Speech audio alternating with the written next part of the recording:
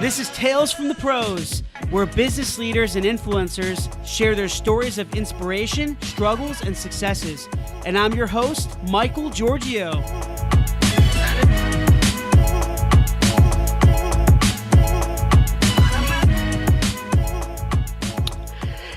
Hey everyone, welcome to Tales from the Pros. Hope all of you are doing very, very well. This is Michael Giorgio, your host and co-founder of Imagine Ovation here in Raleigh, North Carolina on this beautiful 75-degree weather day. I have an awesome guest with me here today, and he is the content marketing expert and keynote speaker, Michael Brenner. Michael, thank you so much for being with me today, man. I appreciate it. Michael, it's a real pleasure. Looking forward to talking to you. Yeah, absolutely. So, Michael, from what I've done a lot of research on you, and I know that you're a globally recognized keynote speaker. You speak around the country or even around the world. Is that right? Yep. Awesome. You're an author of The Content Formula, which we're going to talk about, and also the CEO of the Marketing Insider Group. Mm-hmm. And you work in leadership positions in sales and marketing for global brands like SAP. Is it SAP or SAP? I always wondered that. They say it SAP. Okay, SAP and Nielsen, as well as for thriving startups. So, Michael, thank you so much again for being with me, and I can't wait to talk with you. I think we're gonna have a great conversation here. So, yeah. So Michael, I really, we talked a little bit about this earlier, and I know you're super busy. Like we talked about, you're speaking around the country, around the world. You're CEO, and you're busy, coaching different companies and large companies and startups in regards to their content marketing plans and strategies. With all that being said, how on earth do you have the time to post so much content on Twitter and all these social platforms? I mean, how do you do that? Do you have like an automated approach, or is it your team? Do you do it manually? Kind of what's your process? Because your content's amazing, by the way. It's just, there's so much of it where I'm like, how does he have time to do that? It's all robotic, man. I've got an AI-driven machine learning robot that does all the content creation and sharing for me. No, it's a question I get quite a bit, and really, yeah. And I kind of go back. I mean, I can explain sort of, I could probably spend an hour talking about how I got to the point, that I'm at, but it all really started with, when I first started writing and blogging, and the first blog post I wrote was that, hey, there's a million blogs out there, and I'm here because I want to share what I know and share things that might be helpful, for folks that are experiencing the challenges that I'm experiencing. And so at that time I committed to, I'm going to write one blog post a week, and I'm going to share, like 4 or 5 things on Twitter every day, and maybe one thing on LinkedIn. And what I ended up doing over the years, that was probably about almost 9 years ago, is I started realizing that some things worked and some things didn't. And some platforms, it makes sense to publish more and to share more, and some platforms it doesn't. And so I'm, constantly testing it. Like even this week, for example, I'm moving from, instead of 1,000 blog post, or 2 per week, I'm doing one 2,500 word post this week and for the next 3 weeks. And so I'm basically always testing frequency. And, like a platform like Twitter, it moves so fast. I've got some semi-automation there. So for example, when sites like, Jay Bear or Content Marketing Institute, or some folks that I really, marketing profs, people that I really respect, when they share content, I automatically share some of that stuff because I know it's good. I know it's helpful. It meets all my criteria. When I do, sharing of my own stuff, that's all manual. So it looks like a lot. It's mostly manual when it comes from me. It's mostly automated when it comes from somebody else, but I would still say manually curated, in some form or fashion, or filtered at some point. But yeah, it's just, it's kind of, I always tell people that the trick in content marketing, and even in marketing overall, I think is building a machine that consistently reaches and engages people. And it's not any one thing doesn't really help you. It's the machine itself that, once you get it built, you can start to fine tune it. And that's really the trick to being successful, I think, in today's age. Wow. Amazing.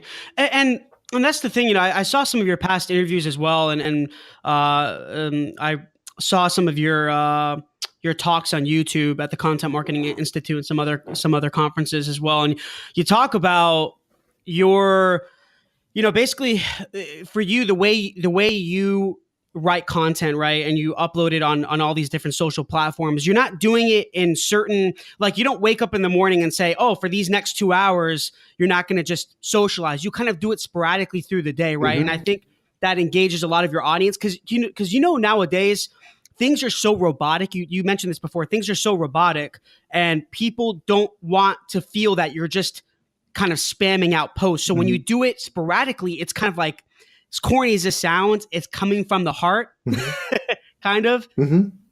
Yeah, I mean, basically, I've got about 13 tabs open in my Chrome browser right now, starting with Hootsuite and my inbox and my other inbox and Facebook and LinkedIn and, Buffer. And, so yeah, all of these platforms, I'm basically cycling through, I don't want to say hourly, but, probably, I do about 50 minutes of work every hour and 5 minutes of quick filtering and sharing, and 5 minutes to try to stand up and take a drink and go to the bathroom and maybe have a snack, So, I mean, that's pretty much every hour of the day for me.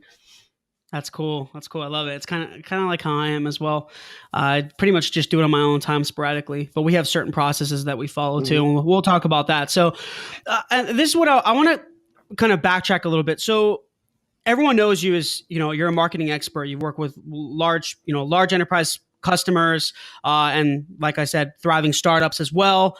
But what really inspired you, Michael, to getting in this space? Did you always have a passion for marketing? Not content per se, but marketing, like when you were back in college or when you were a kid? What was your purpose and drive behind all this?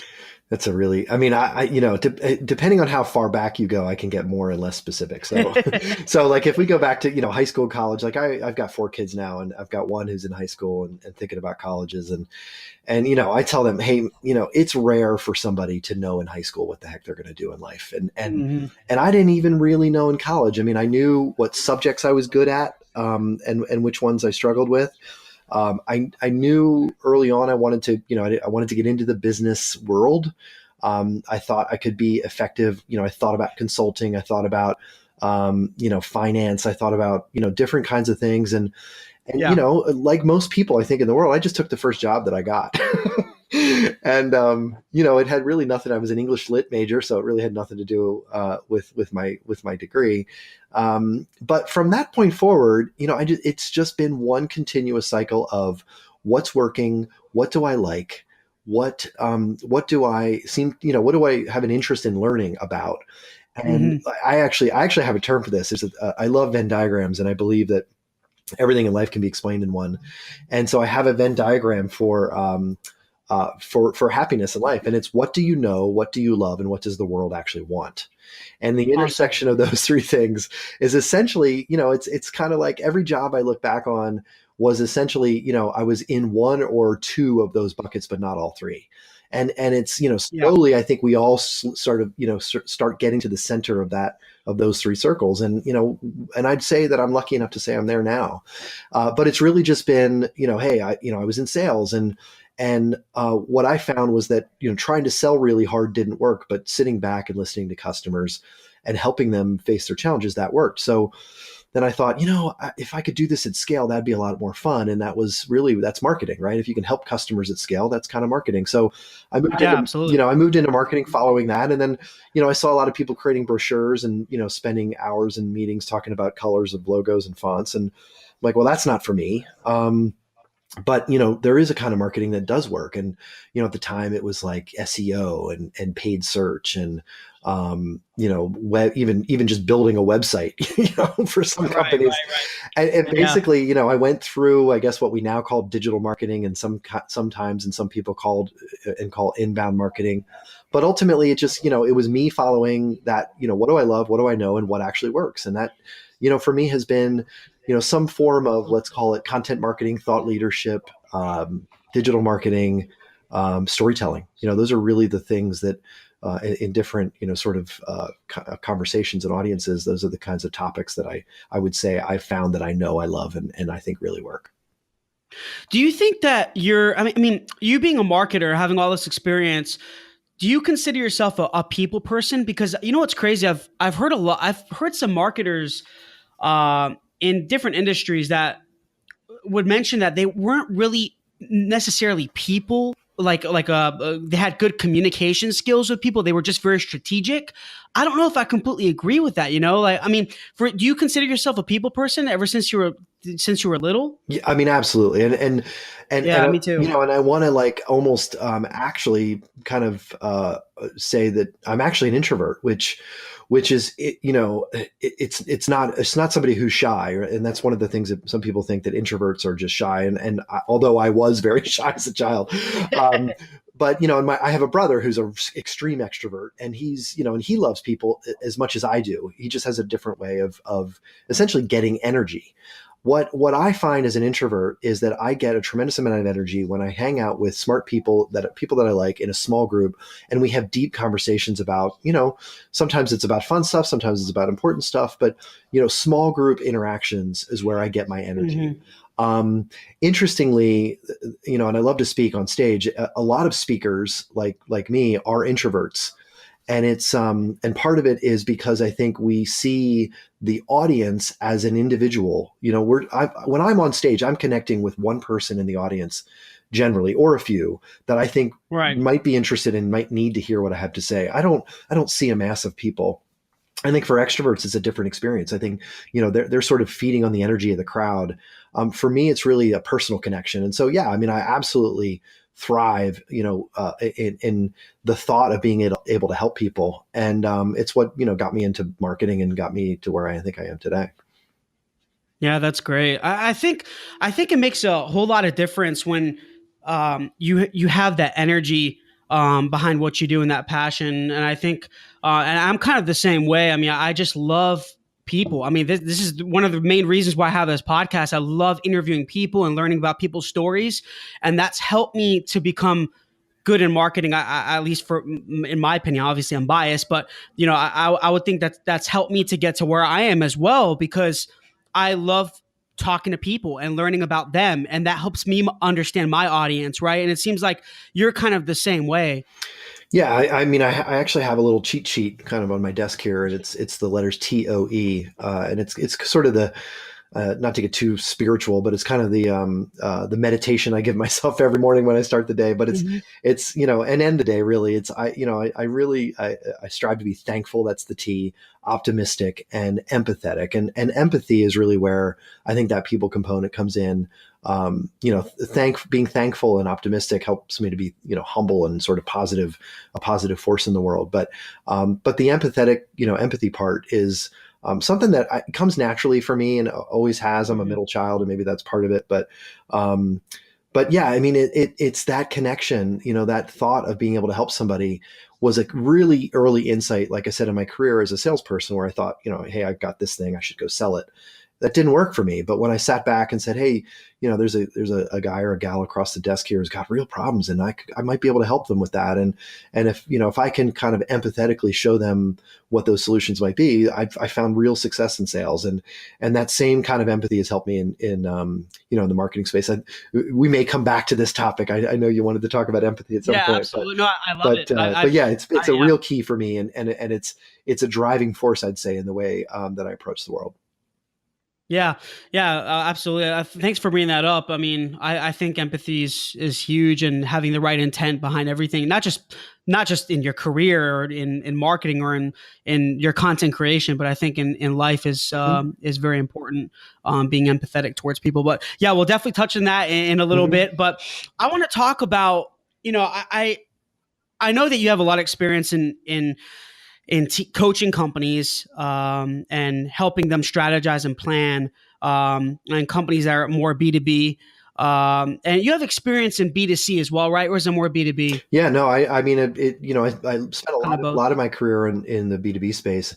Um, Yeah. but most of it's interesting. Like at Nielsen, it was a B2B company, but all of our customers were consumer brands. You know, Coca-Cola, Wrigley Gum, you know, Helene Curtis, Sargento cheese. So Right. I've always had the B2B to C kind of perspective.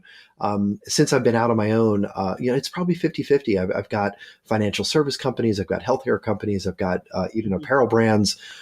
You know, so it's about 50-50 B2B and B2C.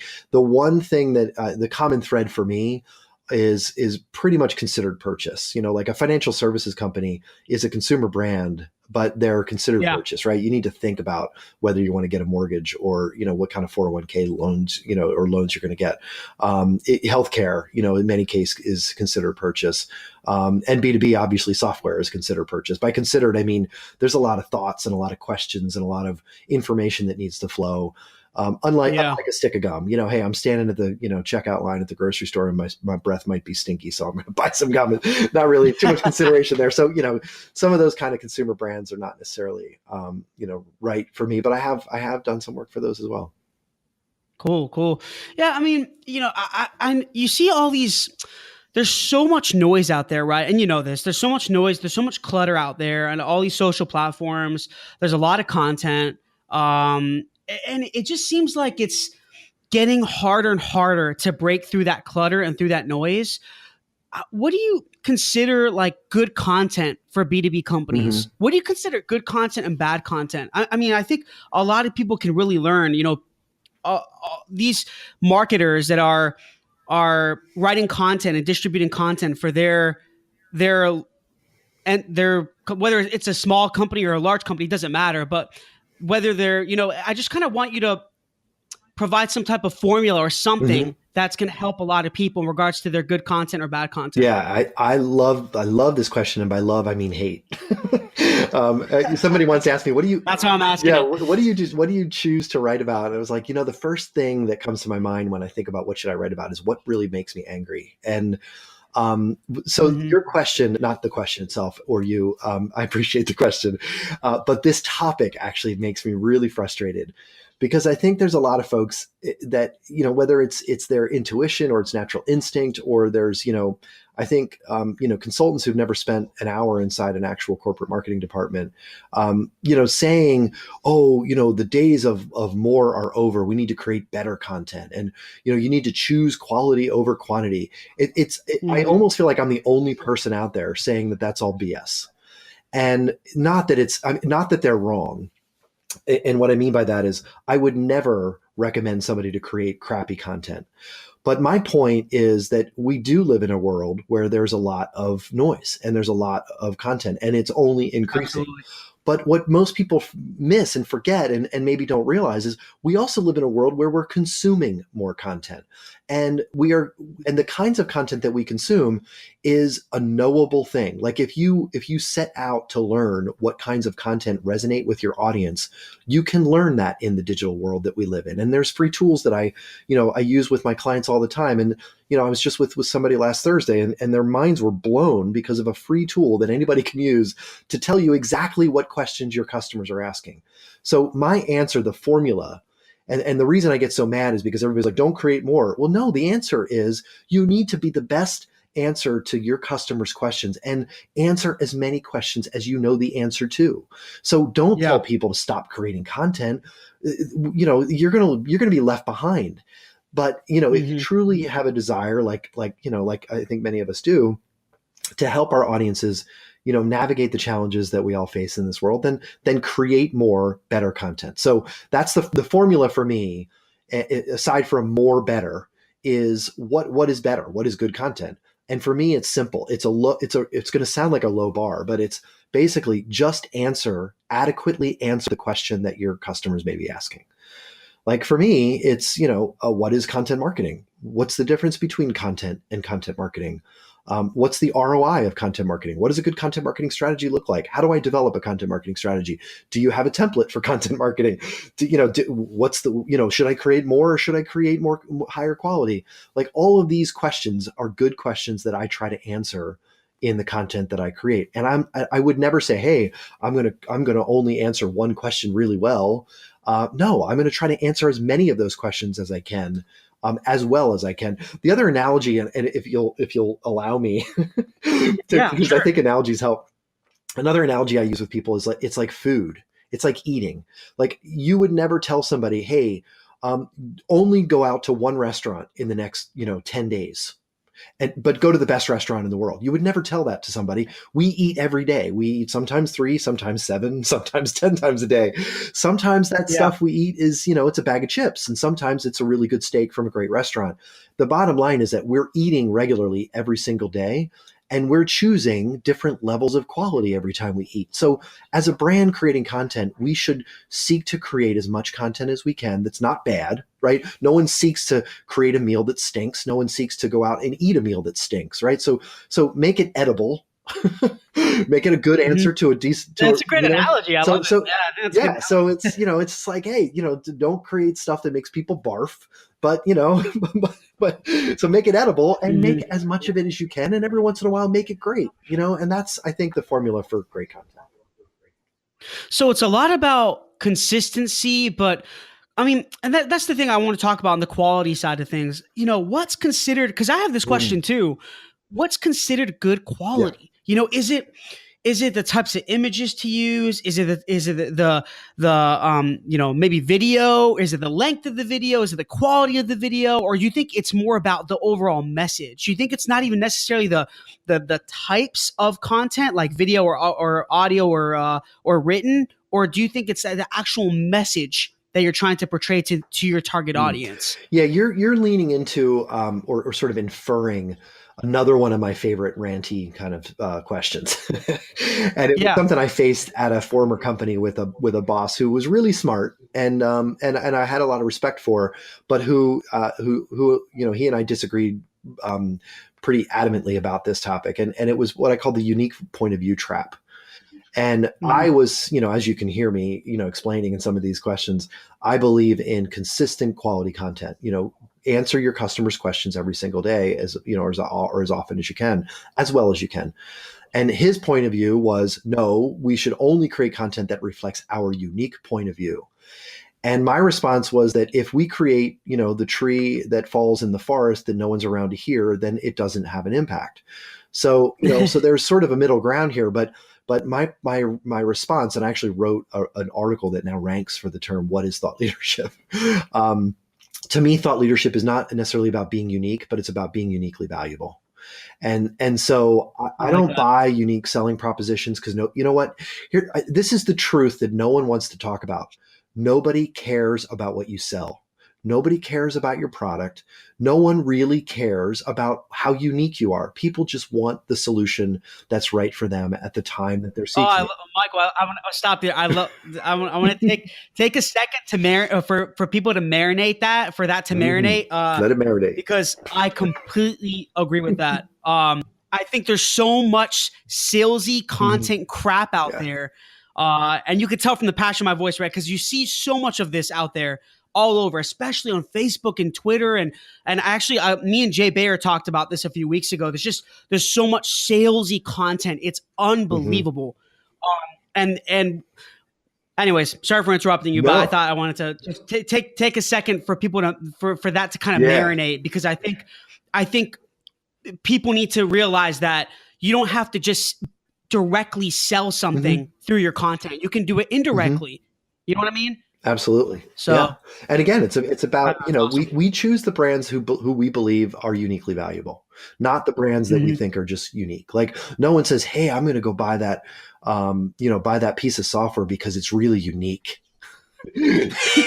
It doesn't happen. Like, hey, we looked at software solutions available in the marketplace, and this was the one that was uniquely valuable to us. And so nobody cares about what you sell. They only care whether it meets their needs. And so, that's why I come back to that with content.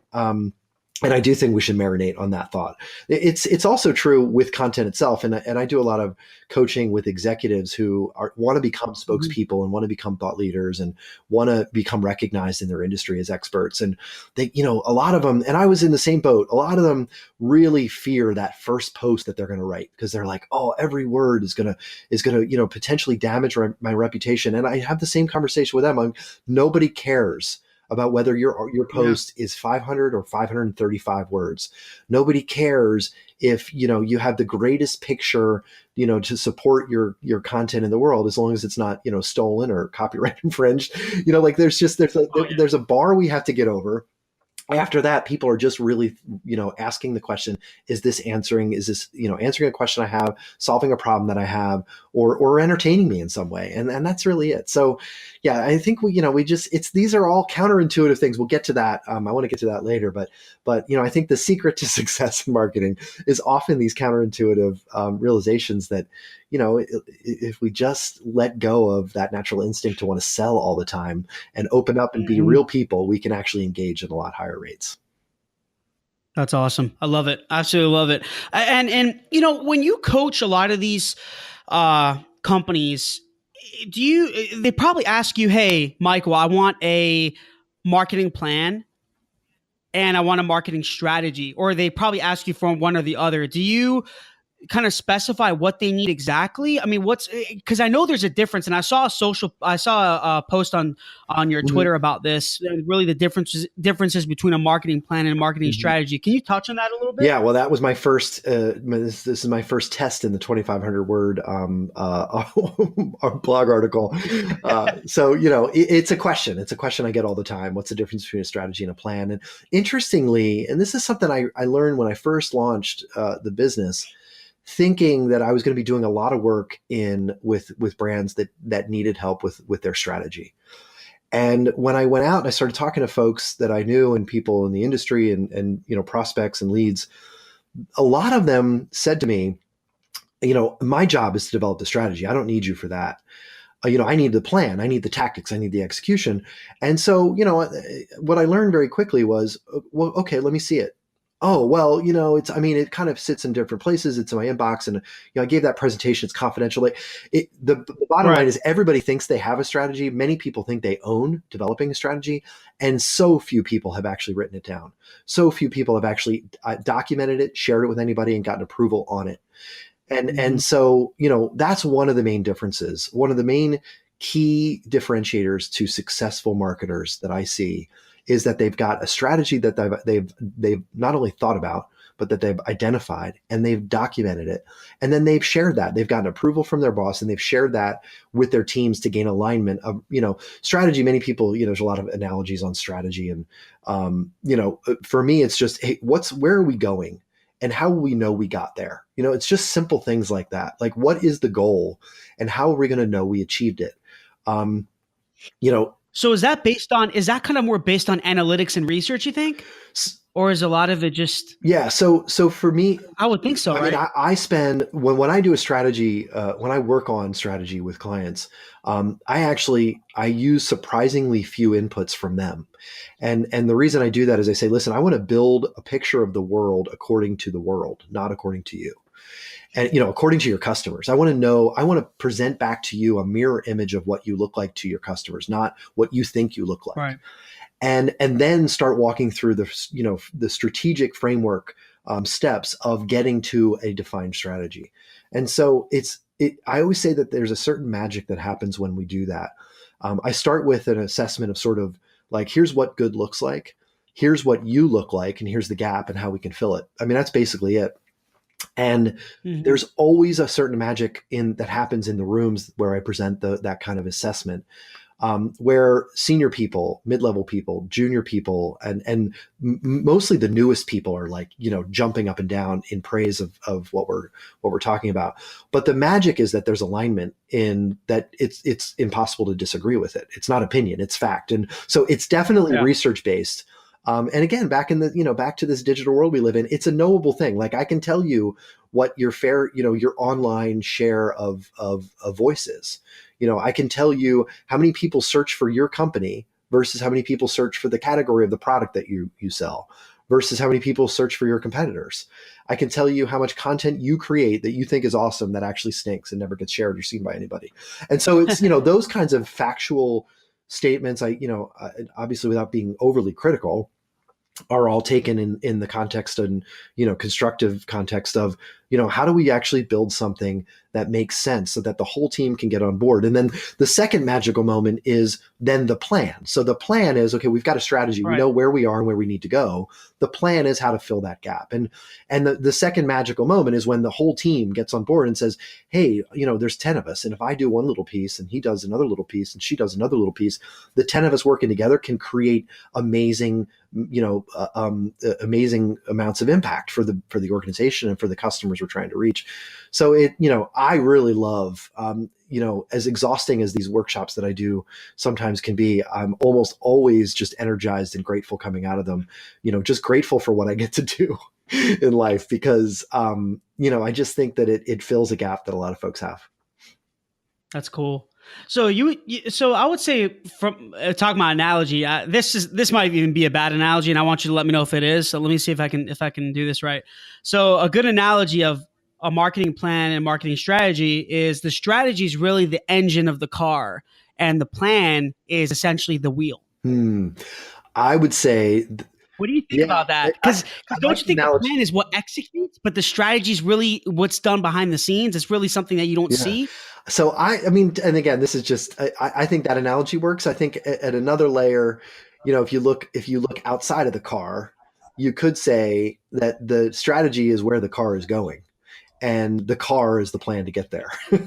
and I like that better. So the wheels and there's fuel, right? There's an engine. So I think I could expand upon it, but I still think that the car works. I think the engine and the wheels definitely work as well.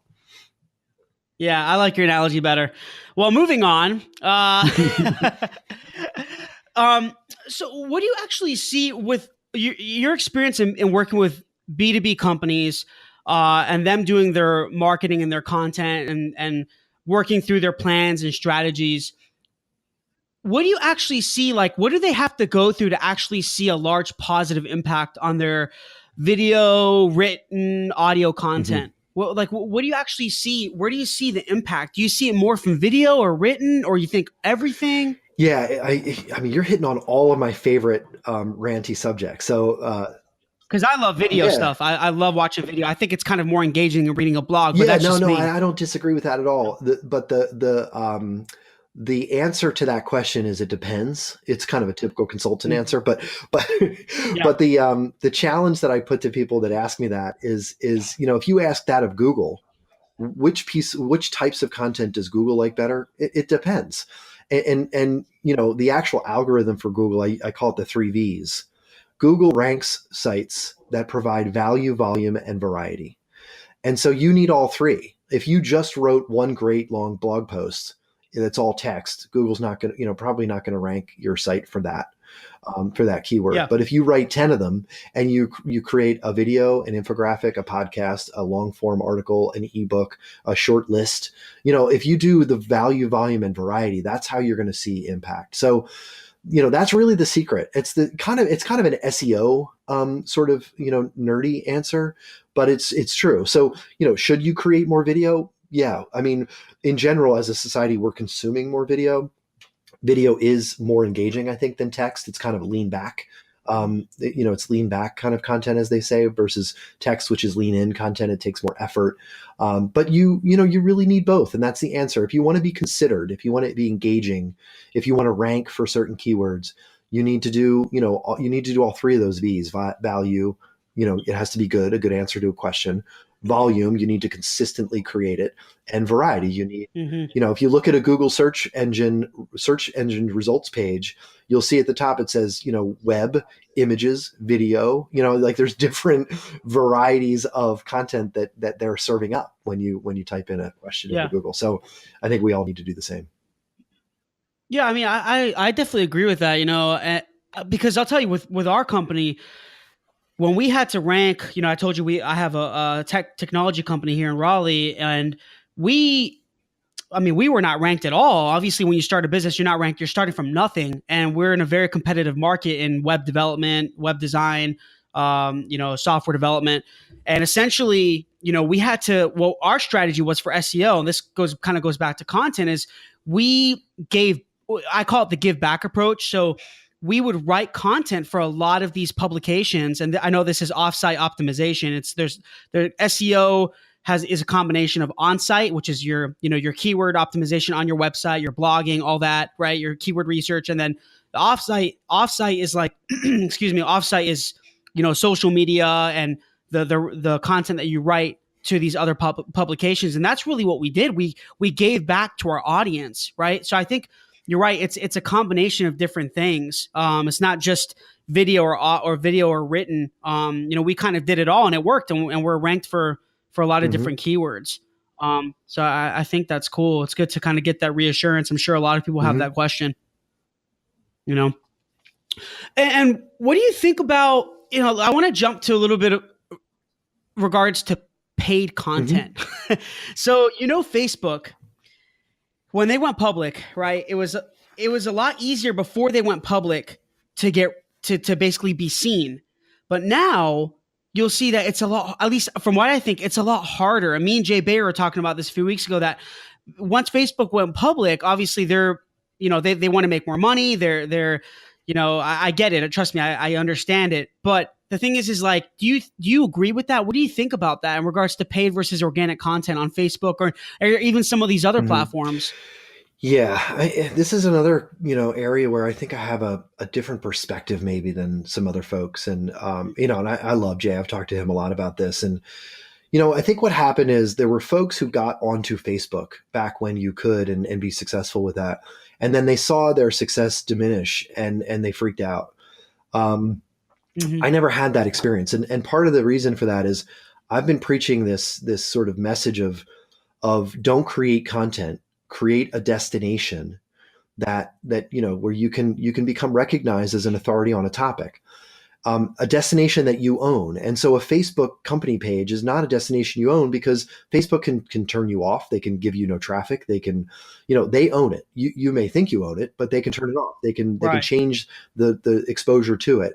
But your company.com, your website or a blog that you may have as a subdomain of your website, that's something you own. No one can take that away from you. And so I always looked at Facebook and Twitter and LinkedIn and now even Instagram and Pinterest and God forbid Snapchat as just distribution mechanisms. Taking the messages and the content I was creating that answered questions and sending it out into the world to the people that were asking those questions and on the platforms that people use to engage.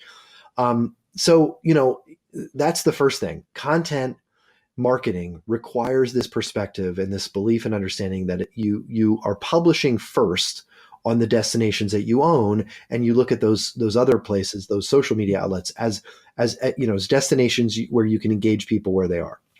So that's the first important point. The second thing on your question specifically on paid and organic is that, it's becoming very, very difficult to gain exposure organically on Facebook. There are people that are actually doing it. Those recipe sites, they're doing a great job with those little, 30-second video recipe videos and things like that. Millions of views, and there's ways to do it. But the bottom line is, when I consult with companies, I tell them, I use the 1/3 rule. You should think about in your first year, spend about 1/3 of your budget on building the destination. And that would be with somebody like you, building out a website, a web presence, a customer experience that's digital and modern and engaging. Spend the other 1/3 on creating content. You've got to invest in creating customer-focused content and then figuring out how to optimize the journey down to a lead or a sale or whatever it is. The third piece of that budget is distribution. And I would call it paid distribution, over other terms like paid media or whatever. And what I mean by that is, boosts on Facebook or sponsored updates on LinkedIn, which are really, really effective for a lot of my B2B clients. Or even recommendation engines like Outbrain and Taboola. These are all content distribution platforms. They're not necessarily paid ads. And there's a difference. Like, I can go on Facebook and see an ad for fish oil. That's a paid ad. But if I go on Facebook and I see a boost of a post that says, hey, fish oil can help you lower your cholesterol and improve your heart health, and it's written by a doctor on Cleveland Clinic's website, I'm much more likely to engage in that piece of content. That's the difference between content distribution and paid ads. And so, those are the approaches that I recommend to people is write great content on the destination you own, and then make sure you've got some budget to distribute that content. And we could spend a whole another hour on that topic as well. What's the right way, to do that? But that's the approach I would think, people need to start with. That's cool. I love how you said that, the difference between distribution and actual paid content. I don't think a lot of people think about that. I think, I definitely think that there can be a plan implemented for that as well. I know that you probably talk to a lot of your enterprise level customers about that, right? In regards to how to actually execute that properly. That's cool. I love it. So I want to jump here. I know this is probably your favorite question. Empathy. Okay. All right. So I believe in this strongly. I believe that if you have the right intent and motive behind what you're doing, that you'll be successful. I think you can engage and reach a lot of people the right way and make a difference, a positive difference, if you have the right intent.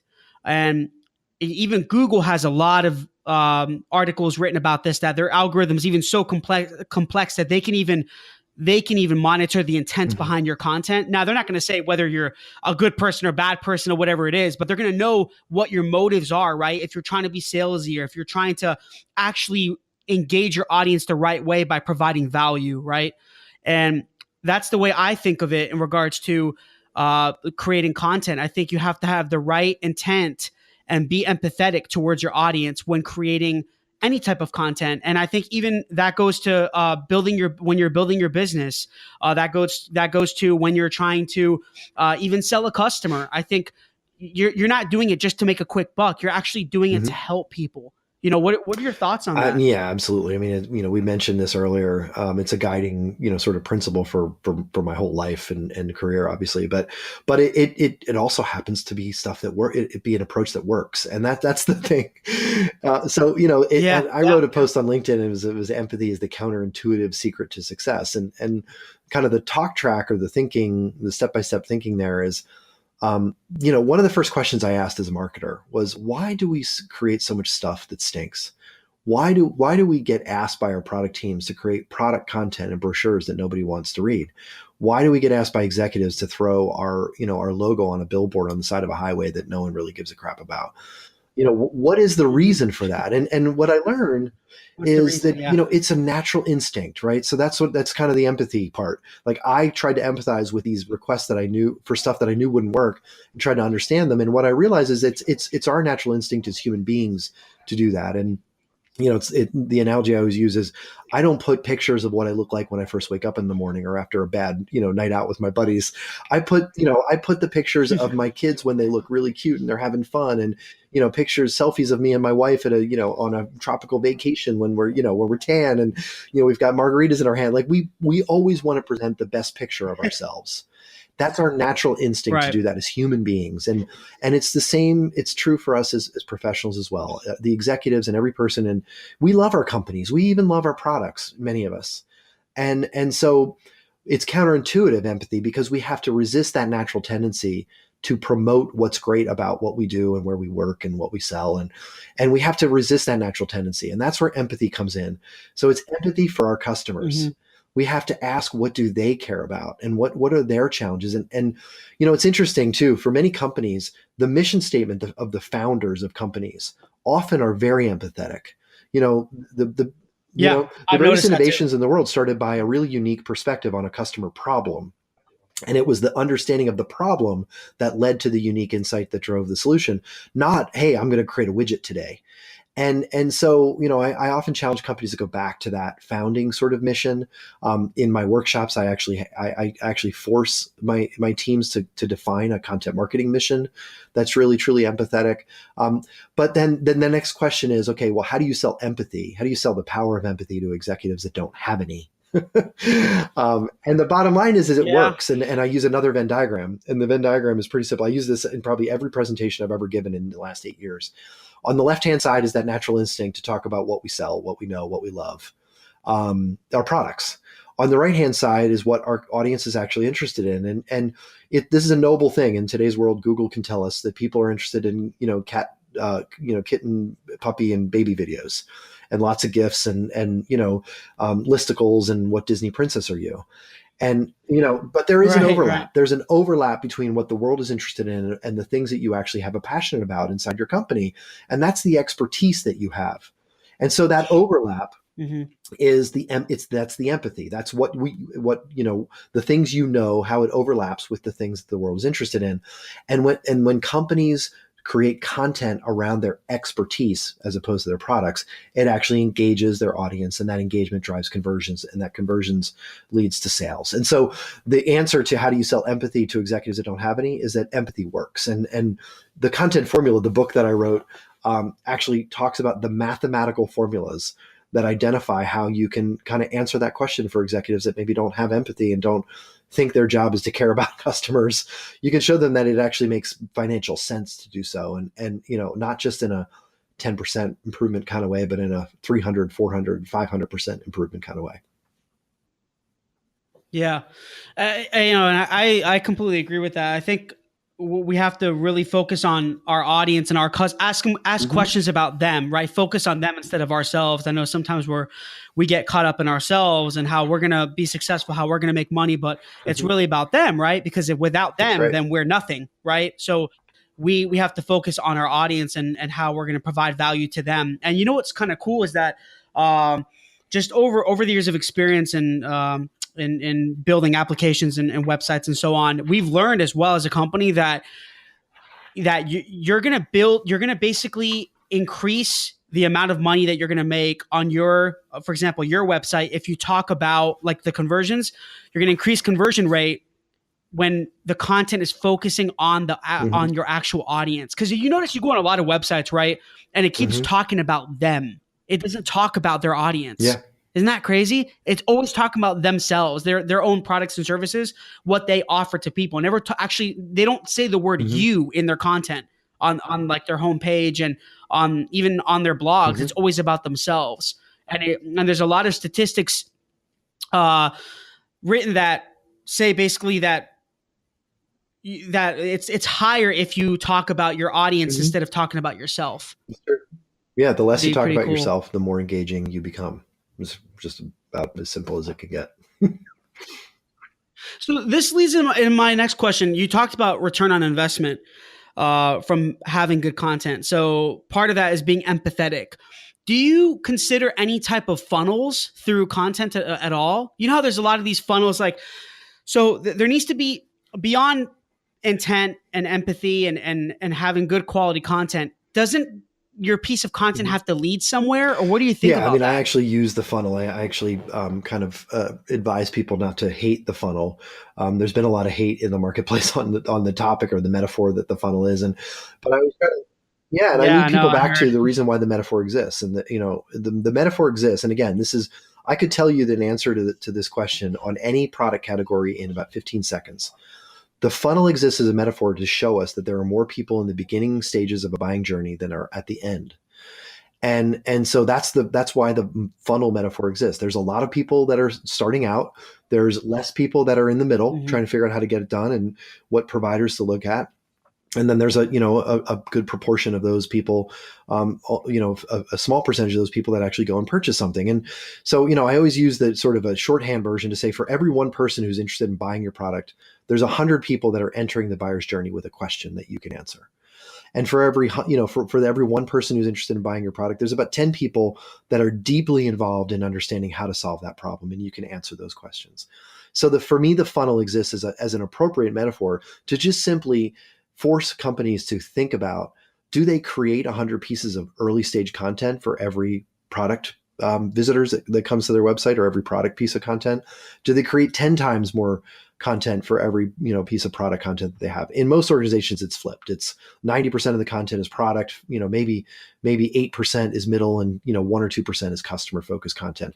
They've got it reversed, and that's the problem with most marketing, with most content approaches today. So do you think it's counterproductive if a company distributes, or company or person distributes content that doesn't really lead it, it'll just kind of lead back to their blog. It doesn't really go anywhere after that. You think there needs to be some type of call to action or a conversion tool or something? Or Yeah, no, yeah, and what do I you think think the about point that? of the funnel, the point of the funnel I use is you need to create you need to create content for each stage of the buyer journey. And if you do, you'll naturally lead people from an early stage question to a middle stage question to a potential product, answer.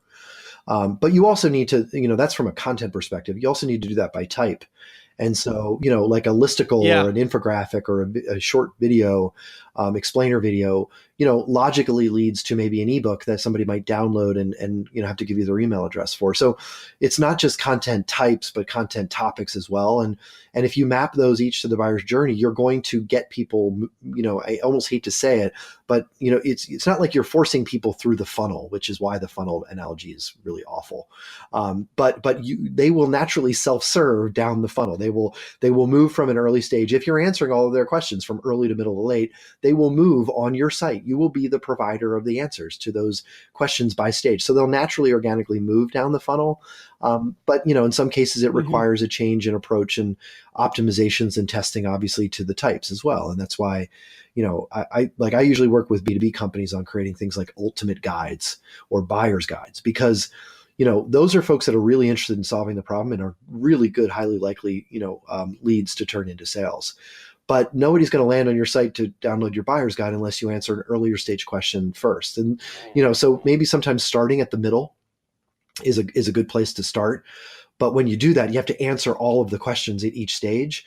And so, by starting in the middle, you kind of force yourself back to the beginning, and then you end up in the end. So it I don't know if that made sense in speaking to it.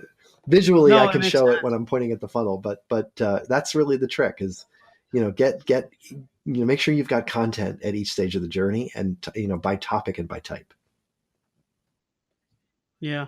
Understanding the buyer's journey. I know you spoke. I saw your speech on. You basically showed this diagram, and I think it was the Content Marketing Institute. You've probably spoken there many times, Mm-hmm. right? They had this conference, and you talked about that. I thought that was pretty cool. Yeah. So, where do you think content Mm-hmm. marketing is headed, Michael? Do you think, because technology is evolving, artificial intelligence, automation, Mm-hmm. video is evolving every single day. It's very hard to keep up with, in fact. But where do you Mm-hmm. think it's headed? Do you any trends? So, it's funny. Like I've done predictions every year, and I used to actually write a post on predictions, and I've kind of stopped doing it because the predictions I've made in each of the last probably 8 years, many of them haven't really come true. And so I've Mm. found myself recycling ones, but so I'll go back just one year, 2017. My predictions were basically the content would need to become more visual, more personalized, and more human. And what I meant by that is, visual, we're consuming more visual content. So video is important. Video is also very difficult for many brands to kind of wrap their hands around. Personalized in Yeah. the distribution, the best newsletters that I get are newsletters from companies that have looked at the content consumption patterns that I've had with them, or in other places on the web, and they deliver something that's really right for me. Business Insider uses Sail Through as one example of a company, a media company and a technology provider that provides that kind of personalization. One Spot is a company that I've done some work with that does content personalization, on your website, in your email, as well as off domain, meaning, Michael, you might be on, CNN, but you'll be seeing an article from my website because I knew you were there at one point. So there are companies that do personalization pretty well. That's And then great. humanization is the topic that I leaned into on 2018. And the thought there is, people, if you look at Edelman's trust barometer, they do a research every year that shows what people trust. And it's probably no surprise that media Hmm. organizations are being distrusted. Political, politicians obviously are being, certainly not trusted. Even executives in companies, even professors, folks, thought leaders that used to be, folks that we used to think of as, really, really trustful sources of information, we're now starting to distrust more and more. Who are we trusting? We're Hmm. trusting, Hmm. typical employees of a company, people who are just like me, my friends and my family. And so when I talk about humanization, what I mean is that the days of like reaching 1 million people with a Super Bowl ad, the days of that having real impact are over, because we don't trust ads. We don't trust messages from big brands. We don't care really even so much about spokespeople or CEOs or politicians. But when somebody that's just like me, a fellow employee, another professional in the world, sort of shares the content, shares the expertise that they have, those are messages. That's content that we're actually trusting more and more. In fact, Edelman said it's up almost 25% in the last 5 years. The amount of trust we have that's in content coming from people just like us. So humanization of content is one of the big trends that I talked about in 2017.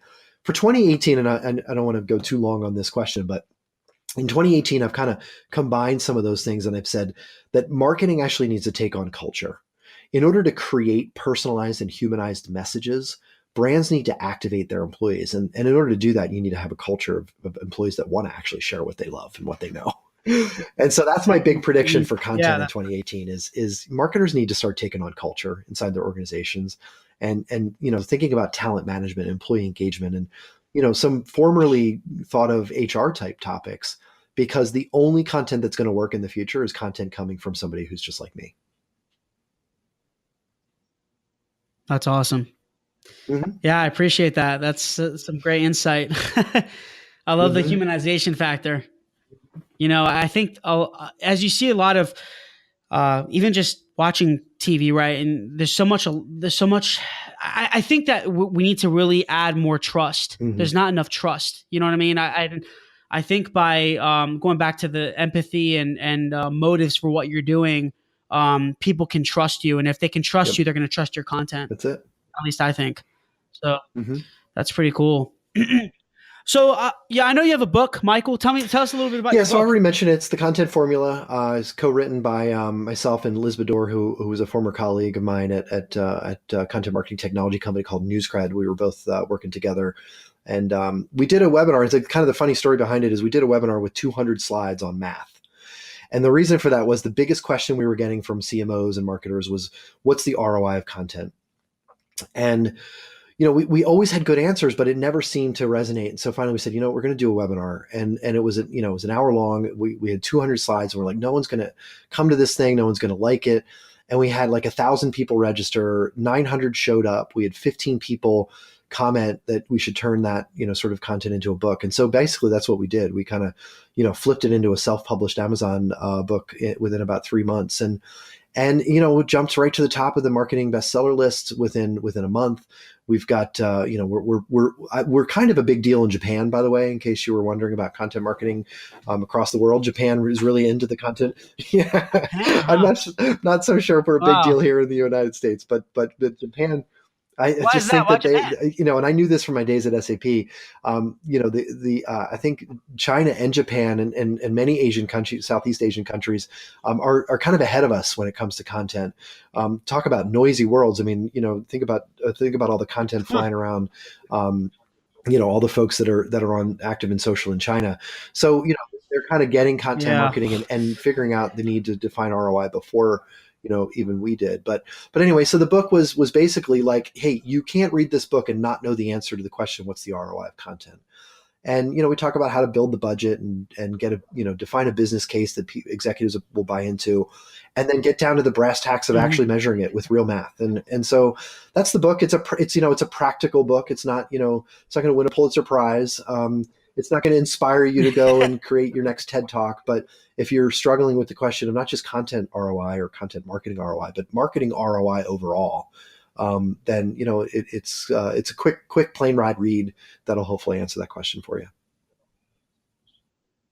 Cool, love it. I'm actually might even see if I can buy it on. It's on Amazon, and we're also if you come to marketinginsidergroup.com, you can get a PDF version that you can download for half price. So, I'm kind of trusting my audience not to share it out after they buy it, but it's there's so much good stuff in there that I really want as many people to see it as we can. So we decided to go with that offer. Awesome, Michael. So, what advice, just to kind of close things out here, what advice would you really give to B2B marketers so they don't make the same mistakes that you've encountered from you coaching and teaching other companies? Yeah, I mean, probably the biggest frustration I've had is when I've worked inside bureaucracies, and I think just about everybody, I think every company I've ever worked in was bureaucratic to some extent. And so, Yeah. if I could go back and do it all over again, in every interview, I would ask the question, are you willing to support the ideas that I have to my boss? I would ask that question.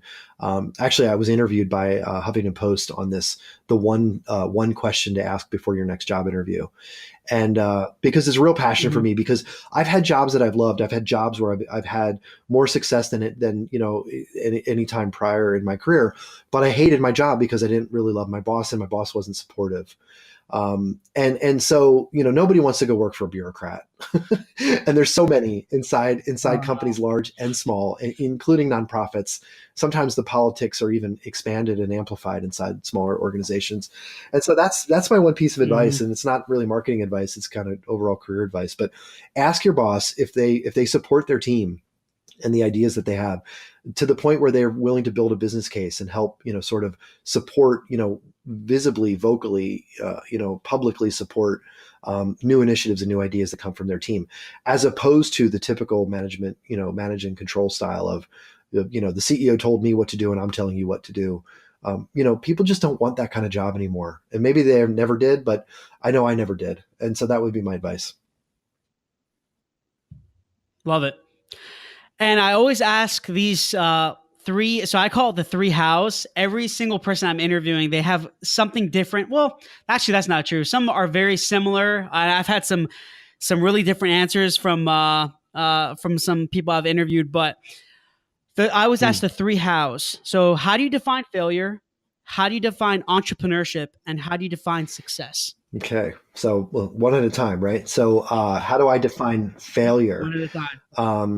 Yeah, I think many people think of failure as a measurement against a yardstick. And Harvard did a study of people from like 100 years, and they looked at the most successful people, and they went back and they looked at some surveys that they did. It's one of the largest longitudinal studies ever done, and on success. And what they found was that the one thing that attributed to success was not whether people had a yardstick and they measured themselves against it, but it was really whether they defined a mission for their life. And this kind of gets back to some of the stuff we talked about here.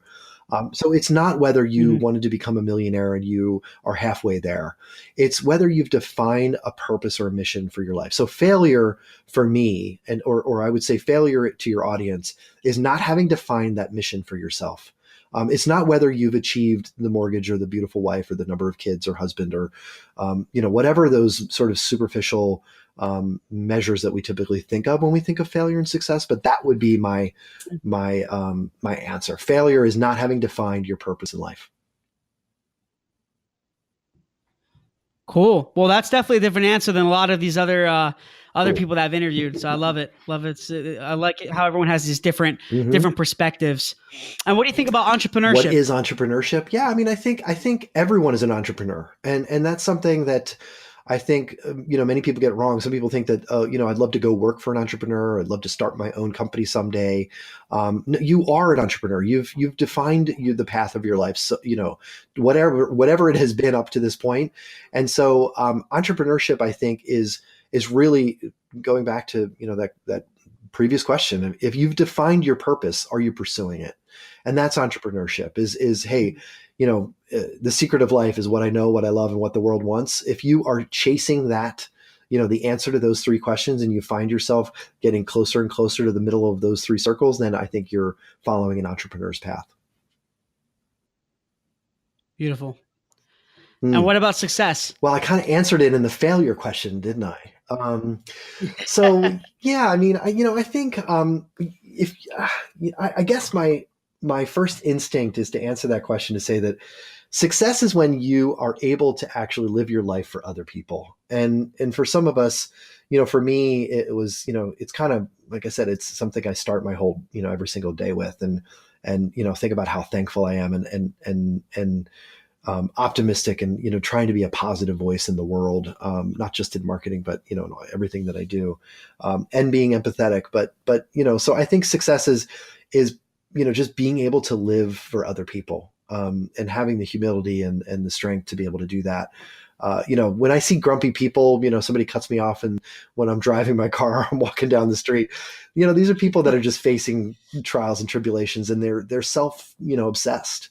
And when you have empathy, you can see that a little bit, I think, but we all get there at some point. And so success is being able to get outside of yourself and outside of your head, and whether it's live for your family or live for your spouse or live for your parents or people in need, whoever they may be. But that to me would be success. Amazing, man. I love it. Oh, this is all was so great. I think a lot of people can really learn from you and your insight and your knowledge, and this is exactly the reason why I do this. So I really appreciate it. Michael, where can everyone find you? Me. So my website is marketinginsidergroup.com. You can find me on Twitter at Brenner Michael, so last name, first name, and certainly connect with me on LinkedIn, Facebook. I'm pretty active on both of those platforms. Not too much on Instagram. I'm there, but it's pretty much pictures of my kids. So pictures of my kids and pictures of margaritas on tropical destinations whenever I get to go. But yeah, which exactly. But yeah, feel free to reach out. I'd love to connect and happy to help anybody if you have any questions. Perfect. Awesome. Michael, thank you so much, man. I really appreciate it. It was an honor having you here, and can't wait for this episode to launch. I think it's like I said, it's going to help a lot of people. Thanks. So really appreciate it. Thank you everyone for listening. This is Michael Giorgio, your host on Tales from the Pros. And until next. Hey guys, thanks a lot for watching Tales from the Pros. Please subscribe to our YouTube page and also follow our social media. There are links somewhere around here, but we really appreciate it, guys. Thanks for all the support, and I'm going to be giving you awesome content continuously, and we look forward to seeing you soon.